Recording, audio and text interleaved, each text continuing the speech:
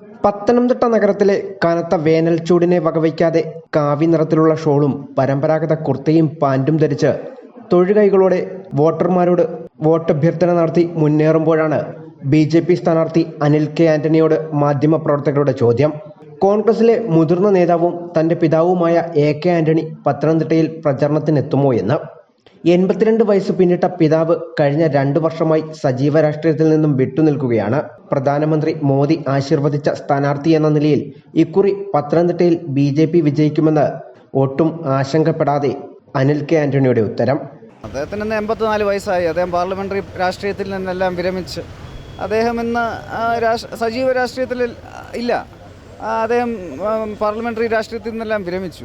എനിക്ക് വേണ്ടി ഞാൻ സ്ഥാനാർത്ഥിയായതിനു ശേഷം ആദ്യം തന്നെ ലോകത്തിലെ ഏറ്റവും ജനസമ്മതനായ ഇന്ത്യയിലെ ഏറ്റവും വലിയ ജനപിന്തുണയുള്ള ശ്രീ നരേന്ദ്രമോദിജിയാണ് ഞാൻ ആദ്യം ഇവിടെ വന്നത്. പാർട്ടി മെഷീനറി ഇവിടെ നന്നായിട്ട് പ്രവർത്തിക്കുന്നുണ്ട്. അത് കാരണം ഇന്ന് കോൺഗ്രസ്സിലെ സജീവമായിട്ടിരിക്കുന്ന എല്ലാ നേതാക്കളും രാഹുൽ ഗാന്ധി ഉൾപ്പെടെയുള്ളവർ ഇവിടെ 40 ദിവസം വന്നാലും ഇവിടെ അധികമൊന്നും സംഭവിക്കാൻ പോകുന്നില്ല. ജില്ലയിലെ മലയോര മേഖലയിൽ വന്യമൃഗശല്യത്തിനെതിരെ കേന്ദ്ര സർക്കാരുമായി ആലോചിച്ച് ഫലപ്രദമായ നടപടികൾ സ്വീകരിക്കുമെന്ന് അനിൽ കെ ആന്റണി പറഞ്ഞു. ഫ്രീക്വന്റ് മാൻ ആനിമൽ കോൺഫ്ലിക്ട്സ് ഇവിടെ ഒരു വിഷയമാണ്. ഒരുപാട് കർഷകരുള്ള ഒരു സ്ഥലമാണ്. പക്ഷേ കർഷകരെല്ലാം അവർക്ക് ഈ വന്യമൃഗങ്ങൾ അതുപോലെ കാട്ടുപന്നികളൊക്കെ കാരണം അവർക്കും ഒരുപാട് പ്രശ്നങ്ങളുണ്ട്. അപ്പോൾ 1 മാസം മുമ്പ് കേന്ദ്രമന്ത്രി ശ്രീ ഭൂപേന്ദ്ര യാദവ്ജി ഇവിടെ വന്നിരുന്നു. ഇവിടെ സംസ്ഥാന സർക്കാരുമായിട്ടും എല്ലാം അദ്ദേഹം ചർച്ചയും നടത്തി. വളരെ വ്യക്തമായി അദ്ദേഹം പറഞ്ഞൊരു കാര്യം, ഇന്ന് ഈ പ്രശ്നങ്ങളൊക്കെ സോൾവ് ചെയ്യാൻ എല്ലാവിധ സഹായവും സംസ്ഥാന സർക്കാരിന് കൊടുക്കുമെന്ന് തന്നെയാണ് പറഞ്ഞത്.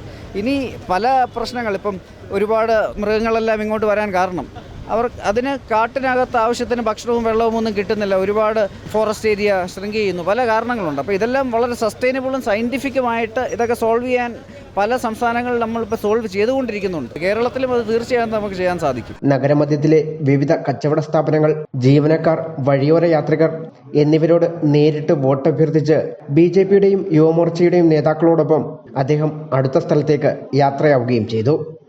News bureau, Pathanamthitta.